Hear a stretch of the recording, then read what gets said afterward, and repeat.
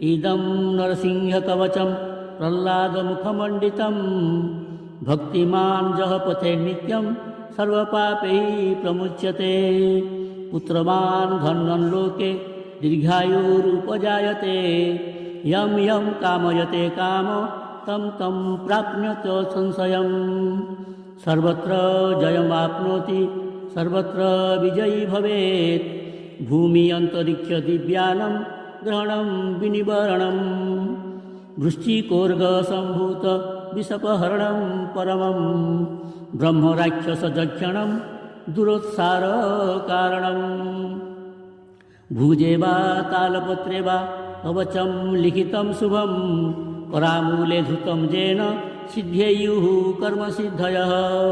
देवासुरमनुष्येषु स्वं स्वम् एव जयं लभेत्। एकसन्ध्यां त्रिसन्ध्यां वा जप